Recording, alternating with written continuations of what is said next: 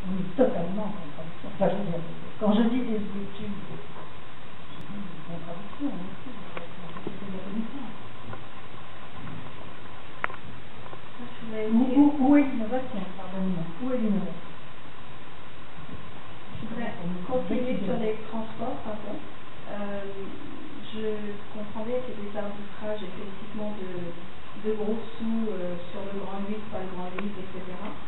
Mais à aujourd'hui, par rapport à ce que vous avez montré, vous préconisez, enfin vous étudiez en fait des tronçons que vous voulez effectivement améliorer dans un premier temps et c'est l'urgence.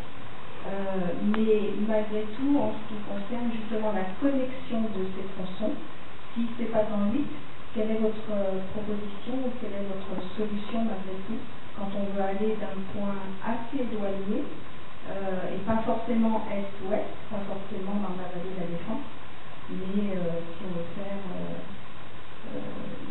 Sergi-Pontoise, dans la vallée, quelles sont pour vous les solutions de connexion à part Châtelet-Léac qui est complètement saturé, et quand il y a des grèves, il n'y a plus de connexion entre les gares.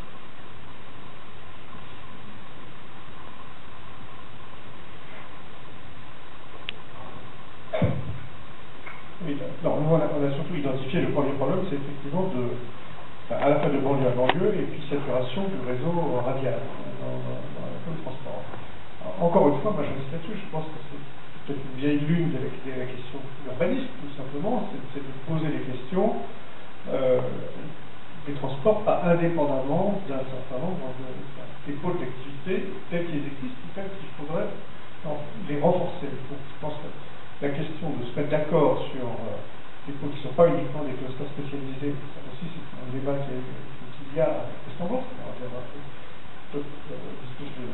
un peu quand même dans le livre de la Silicon Valley, donc c'est très bien que Silicon Valley c'est fait par synergie entre l'investissement, un labo de recherche, etc. Est-ce que c'est ce type de centralité dans la région parisienne qu'on veut ou pas? Donc nous on a dit assez clairement qu'il faut s'appuyer sur des villes qui sont des villes au sens dont on a parlé tout à l'heure, assez large, on pourra dire 100 personnes, on en connaît quoi. Famille, des villes nouvelles, effectivement, elles sont connues, espérées. Donc c'est ceux-là sur lesquels il faut réussir à dire, là, on va mettre plus de, alors, finalement, des mètres carrés. Et c'est cette perspective-là qu'il faut donner pour après avoir non seulement d'un côté une amélioration au quotidien des centralités qui existent, mais les nouvelles. Enfin, moi, comme je suis frappé dans le débat sur la défense, je crois qu'il faut débattre sur la gouvernance de la défense. C'était une occasion assez importante pour avoir le débat sur est-ce qu'on veut faire que des matériels bureaux, est-ce qu'on va faire d'autres choses que des matériels bureaux, de logement, quoi, pour justement peut-être diminuer ce déséquilibre ou diminuer les distances en travail. Donc c'est des raisonnements comme ça qui devraient prioritairement être avancés. Ce qui est embêtant dans l'affaire de faire un grand plan, pas faire un grand plan, c'est que dans la tradition française, c'est qu'on les fait des grands plans. On va vous dire, on ne veut pas faire un grand plan, c'est plus l'époque, etc. Mais vous regardez le dernier grand plan qui a été fait, le 1974, il a été fait. Les lignes nouvelles, le francilien, les trois choses ont été faites. Par petit à petit, enfin, une nouvelle près, la francilienne n'est pas entièrement bouclée, c'est pas. mais bon.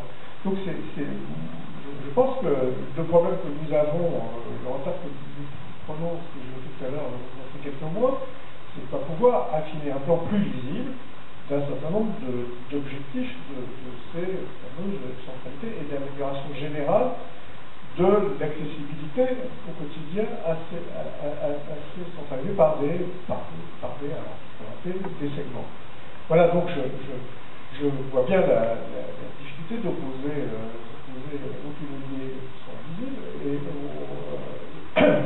il y a un schéma comme ça général qui va qui d'ailleurs pourrait, comme je l'ai dit tout à l'heure, pose la question en fait de liaison quasiment de gare TGV à gare TGV, c'est d'avoir un système qui permette justement d'aller de ces aéroports à ces centralités économiques au niveau international. Ça peut être résolu de façon assez différent.